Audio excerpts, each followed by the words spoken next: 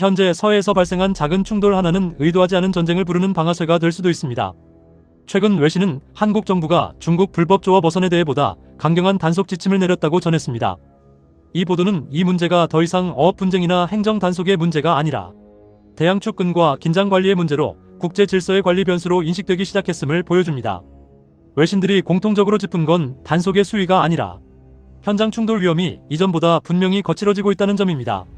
중국의 불법 조업 어선은 민간입니다. 하지만 그들의 움직임은 집단적이고 전술은 점점 준군사화되고 있죠.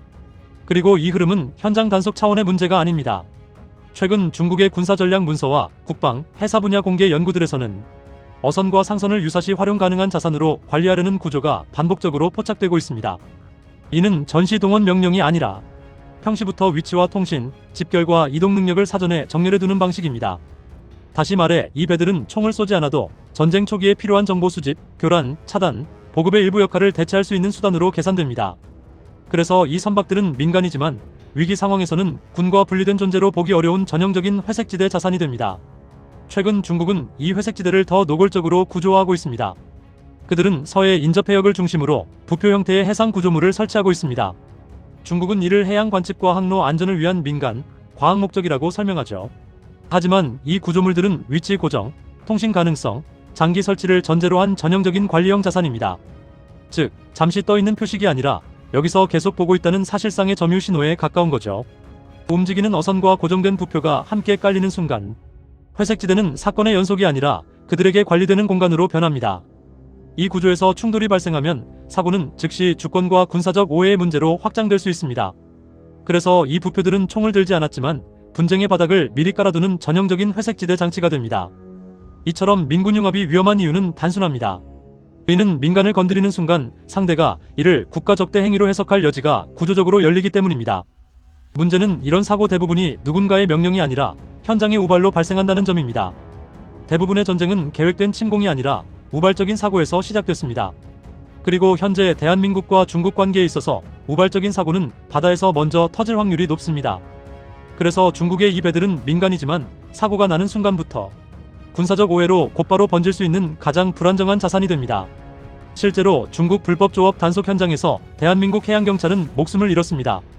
2011년 12월 서해에서 불법 조업 중국 어선을 단속하던 대한민국의 해경이 중국 선원이 휘두른 흉기에 찔려 순직했습니다. 그날 이후 이 문제는 단순한 불법 조업 어선의 단속 문제가 아니라 주권의 문제가 되었습니다. 회색지대의 승패는 누가 더 세게 치느냐가 아니라 누가 먼저 규칙을 만들었느냐로 결정됩니다. 지금 우리가 마주한 건 당장의 전쟁이 아닙니다. 분쟁의 씨앗이 되는 회색지대입니다. 회색지대란 정규군이 맞붙기 전 민간 선박, 경비정, 단속, 충돌, 오판이 겹겹이 쌓이는 구간입니다. 이 구간에서 가장 위험한 건 단 한 번의 밀침, 한 번의 돌진, 한 번의 흉기 사용, 한 번의 발포가 체면과 보복의 연쇄로 번진다는 점입니다. 이런 구조에서 불법 조업을 방치하면 주권이 깎입니다. 하지만 과잉 대응으로 감정이 앞서면 충돌은 걷잡을 수 없이 커집니다. 그래서 중요한 건 강경이 아니라 완벽한 통제입니다. 다시 말해 강경은 단지 메시지에 불과하지만 통제는 실질적인 능력인 거죠. 실제로 과거에도 이 회색지대는 여러 차례 위험 수위까지 치달았습니다. 2016년 불법 조업 중국 어선이 해경의 고속단정을 들이받아 침몰시키는 사건이 발생했습니다.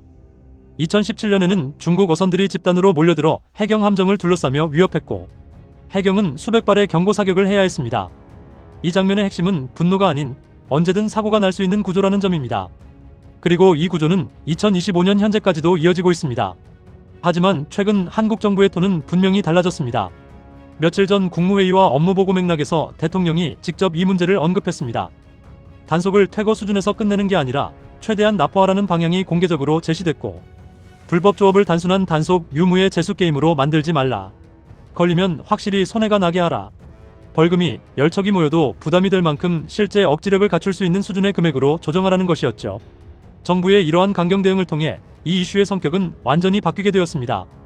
즉, 현재까지의 미온적인 대응 방식을 넘어 대한민국 정부의 법과 시스템으로 중국 불법 어선들에게 막대한 금융치료와 더불어 불이익을 줌으로써 충돌을 끝내는 방식입니다. 실제로 12월 초 합동 단속에서 불법 중국 어선 6척이 납부됐고 담보금 2억 4천만 원이 징수됐습니다. 같은 기간 수백 척을 대상으로 승선 조사와 점검이 병행됐다는 공식 발표도 나왔습니다. 여기에서 우리가 눈여겨봐야 할 점이 하나 있습니다. 외교에서 보통 한쪽이 강하게 나오면 상대방도 강하게 맞받아치고 결국 충돌로 번지기 쉽습니다. 하지만 이번 대한민국의 강경책은 경우가 달랐습니다. 일단 선을 넘지 않았고 명분을 흔들리지 않게 붙잡았습니다. 그래서 이에 대해 상대도 함부로 반대급부의 충돌을 걸기 어려웠죠. 중국이 판단하기에 대한민국의 이러한 대처 방식은 일본과는 분명한 대비를 만들어냈습니다. 일본의 선택은 달랐습니다. 일본은 회색지대를 관리의 공간으로 보기보다 기회의 공간으로 바라보았고, 중국과의 충돌을 사고로 줄이기보다는 위협으로 키워 정치와 군사적 명분으로 전환하려는 경향이 강했습니다. 이에 일본의 대응은 항상 한 발 더 나갔습니다. 발언은 커지고 배치는 앞당겨지고 판은 점점 넓어집니다. 이 방식은 국내 여론을 결집시키는 데는 효과적이지만 현장을 통제하는 데는 취약합니다. 다시 말해 판은 커지는데 브레이크는 약해지는 거죠. 그래서 일본은 중국을 압박하면서도 동시에 확전의 위험을 스스로 키우는 구조에 서 있습니다. 반면 한국은 다릅니다. 한국은 판을 키우지 않고 대신 사고의 확률을 줄였습니다. 강하게 말하되 선을 넘지 않고 명분을 앞세우되 현장을 통제합니다. 같은 중국을 상대해도 한쪽은 판을 키우고 한쪽은 판을 접었죠. 결국 이 차이가 결과를 가릅니다. 일본은 중국과 충돌할 때 정치와 여론, 체면이 먼저 앞서며 상대를 더 강하게 만드는 경험을 반복해왔습니다. 반면 한국은 강하게 말하되 구조로 밀어붙이며 사고를 키우지 않는 방식입니다. 이처럼 같은 상대를 두고도 결과를 바꾸는 건 힘의 크기가 아니라 힘의 운용입니다. 통제라는 건 목소리를 키우는 능력이 아닙니다. 오히려 아무 소리도 나지 않게 만드는 것이 진정한 힘입니다. 즉, 상대를 자극하지 않으면서 현장을 정리하고 사고를 컨트롤하는 능력입니다. 이 능력은 말로 증명되지 않습니다. 단지 진정한 힘을 바탕으로 사고가 나지 않았다는 결과로만 드러나는 거죠. 그래서 통제는 뉴스의 헤드라인이 되기 어렵고 외교 성명의 문장으로도 잘 남지 않습니다. 하지만 전쟁을 막아낸 국가는 항상 이 능력을 먼저 갖고 있었습니다. 그리고 바로 여기서 미국의 시선이 들어옵니다. 미국이 동맹을 평가할 때 보는 건 누가 중국을 더 자극하느냐가 아니라 누가 사고를 통제한 채로 끝내는가입니다. 미국이 보는 기준은 의외로 단순합니다. 첫째, 현장을 통제했는가? 둘째, 명분을 잃지 않았는가? 셋째, 더 큰 충돌을 막았는가?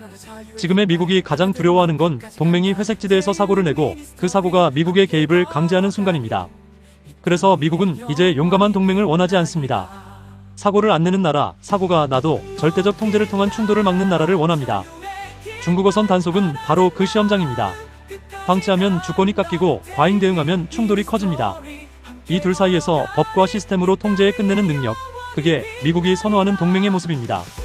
그리고 이건 동맹의 비용 문제와도 직결됩니다. 미국은 모든 전선을 동시에 책임질 수 없습니다. 그래서 회색지대 통제와 관리를 동맹에게 요구합니다.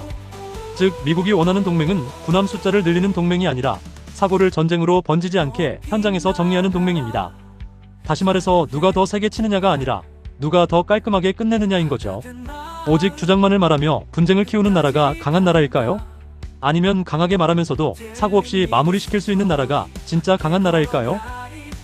여러분은 이 영상을 어떻게 보셨나요? 이 영상이 여러분의 생각에 조금이라도 도움이 되셨다면 구독과 좋아요로 함께해주세요. 여러분의 의견 댓글로 남겨주세요. 끝까지 시청해주셔서 감사합니다. 다시 뵙겠습니다. 이상 데일리 미니스토리였습니다. 감사합니다.